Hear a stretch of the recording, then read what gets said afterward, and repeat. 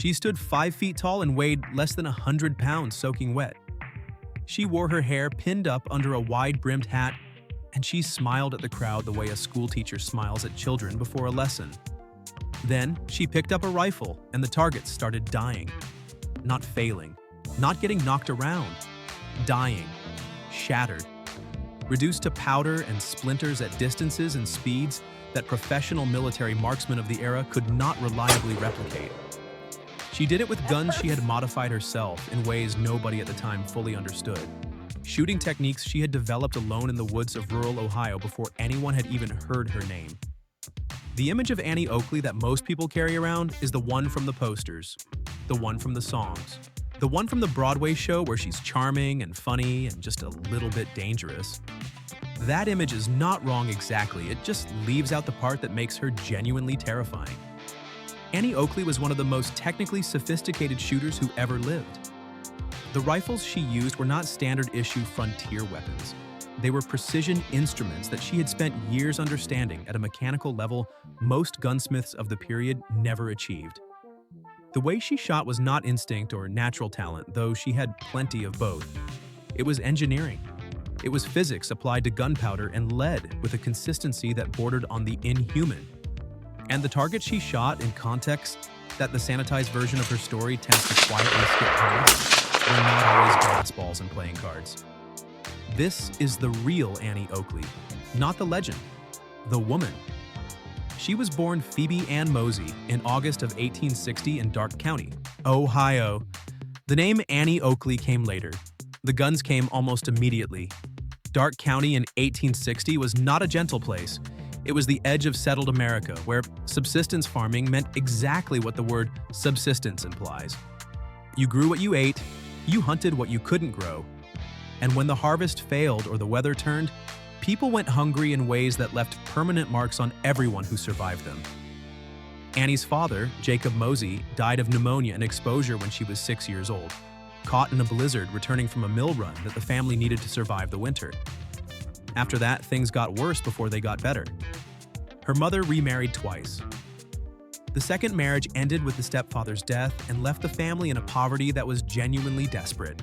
Annie was sent to the county infirmary, the period's polite term for the poorhouse, and from there she was essentially indentured to a farming family she later referred to only as the Wolves.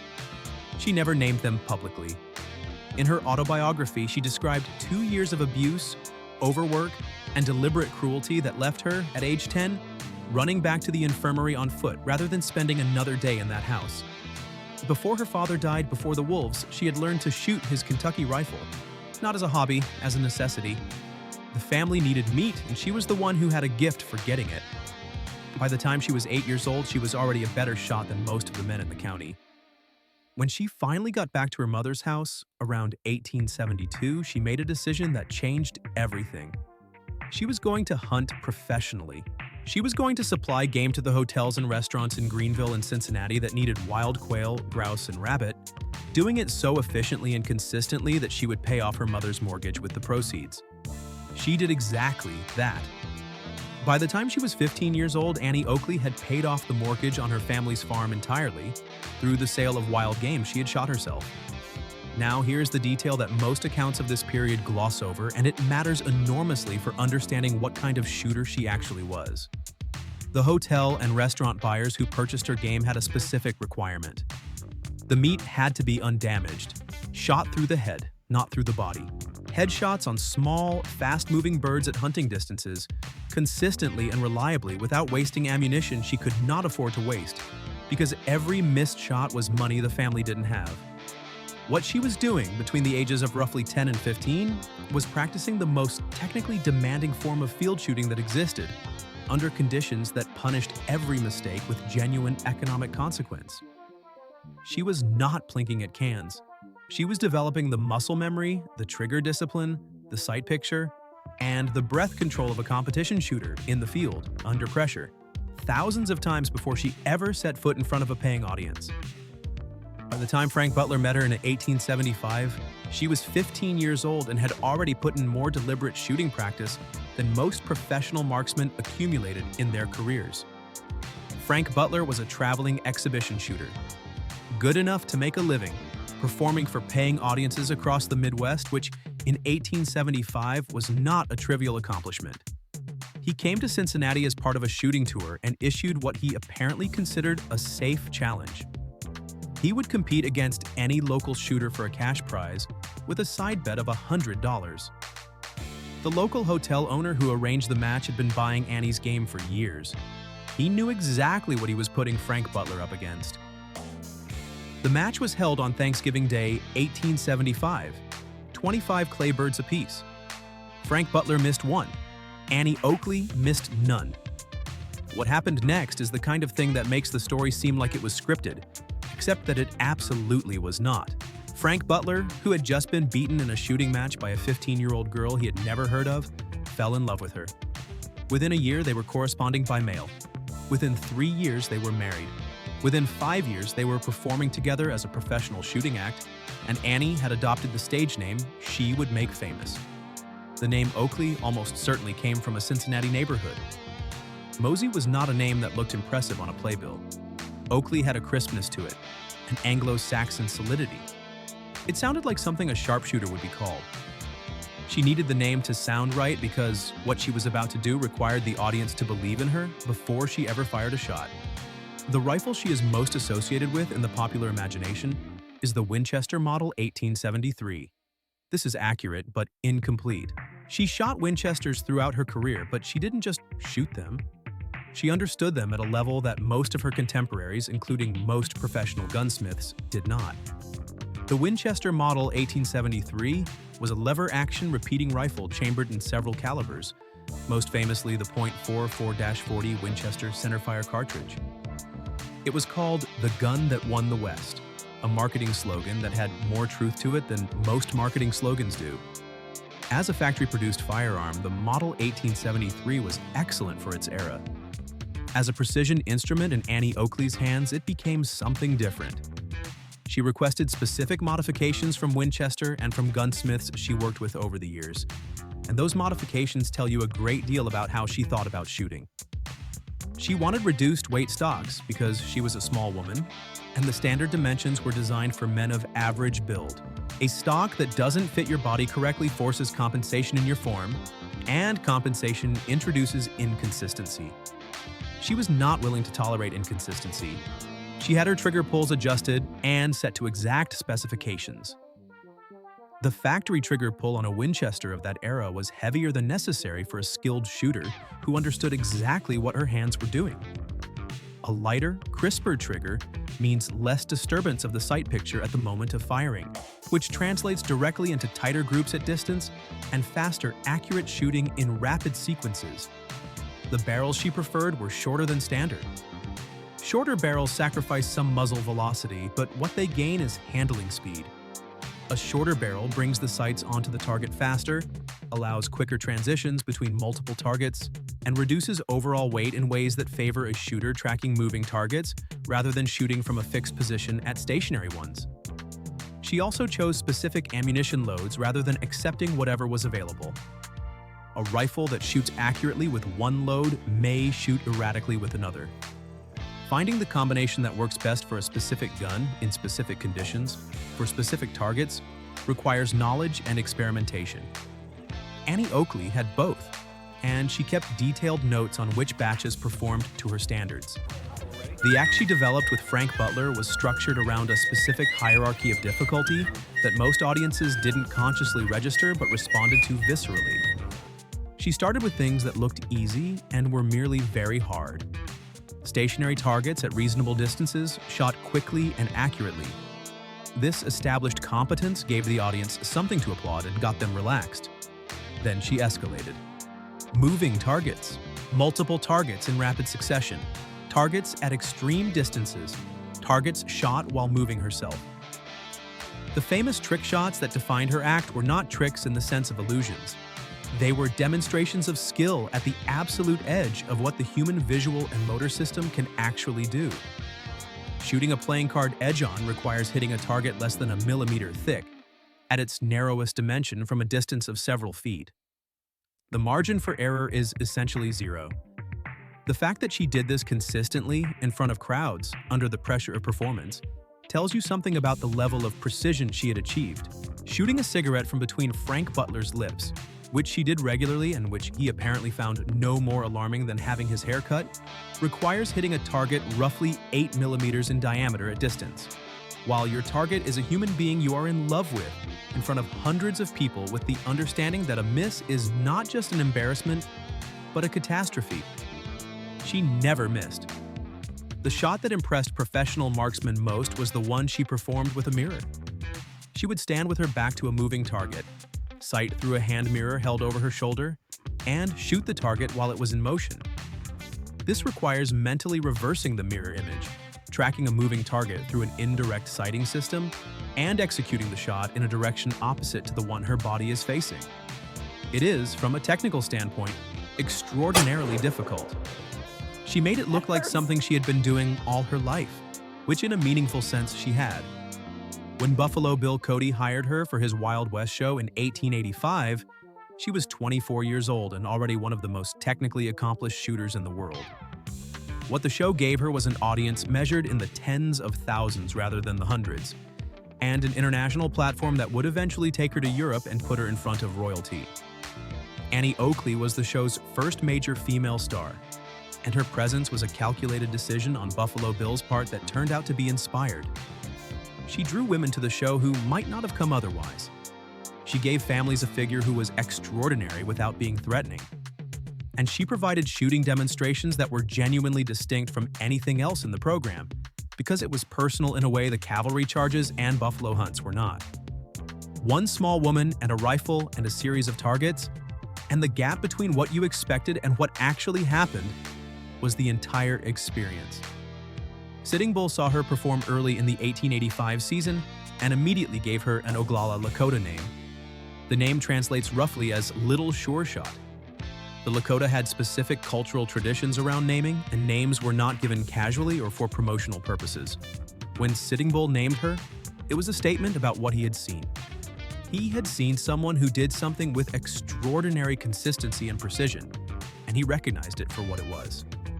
He had organized and executed one of the most tactically complex engagements in the history of the Plains Wars. He knew the difference between a person who handled a gun and a person who was genuinely dangerous with one. In Europe, the show was a sensation. Queen Victoria attended a performance and was said to have been visibly astonished by Oakley's shooting. Kaiser Wilhelm II of Germany attended a performance in Berlin. And here the story takes a turn that has been told in several different ways. The version that gets told most often is that Kaiser Wilhelm, wishing to participate, offered to hold a cigarette for Oakley to shoot. What is consistent across accounts is that the shot was made, the cigarette was hit, and the Kaiser was unharmed. The dark punchline added to the story after the fact was that when World War I began, roughly 26 years later, Annie Oakley reportedly said that if she had missed that day in Berlin, the war might never have happened. This line has been repeated so many times it has taken on the quality of documented fact, which it is not. What it is a sharp piece of black humor that sounds exactly like something a woman who had spent her life reducing impossible things to mechanical precision would say about the one shot she might have wished she'd taken differently. She left Buffalo Bill's Wild West in 1901 after a train accident in which her private car collided with another train and she was severely injured.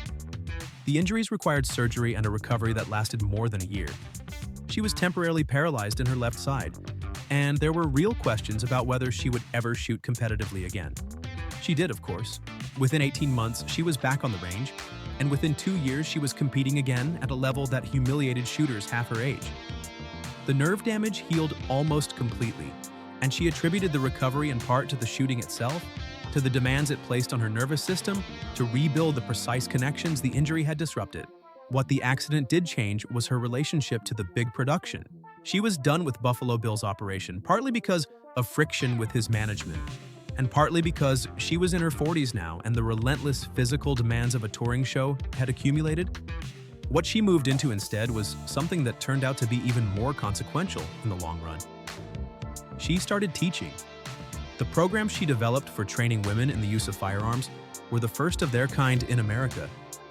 She was a vocal and persistent advocate for the idea that women should know how to shoot, not as a novelty or a performance, but as a practical skill with genuine defensive and recreational value.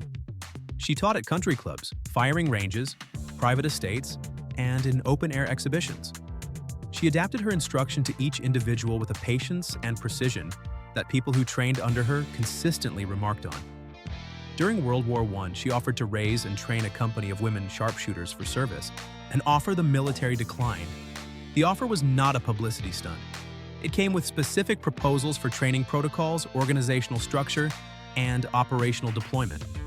The War Department was not ready for it, but the specificity of her proposal tells you how seriously she took the technical aspects of shooting as a teachable discipline rather than an innate gift. The records she set across her career are worth looking at directly because the numbers are the clearest argument against the idea that she was primarily a performer rather than a shooter. In 1884, in a shooting match in Cincinnati, she shot 100 clay birds in a row without a miss. In 1885, she performed a demonstration in which she shot 100 targets in 59 minutes, never stopping to rest, maintaining accuracy throughout. In 1888, she established a world record by shooting 4,772 out of 5,000 glass balls in a single day's shooting. The balls were thrown into the air one at a time, and she had to track, acquire, and hit each one before it fell. The ones she missed were the ones that broke slightly off trajectory from the mechanical thrower and gave her a sight picture that wasn't quite clean. When the throw was fair, she hit it. The competition she faced was genuine. Doc Carver was one of the most famous exhibition shooters in America. Captain Adam Bogardus held world records in glass ball shooting before she came along. She beat both of them repeatedly in head-to-head competition and in separate record attempts that set new standards for the events they contested. In 1903, a newspaper story went out over the wire services reporting that a woman calling herself Annie Oakley had been arrested in Chicago for stealing a man's trousers to pay for cocaine. The story ran in over 50 newspapers across the country before anyone verified it. The woman in question was a chorus girl who had used Oakley's name. The real Annie Oakley was at home in New Jersey and had nothing to do with the incident.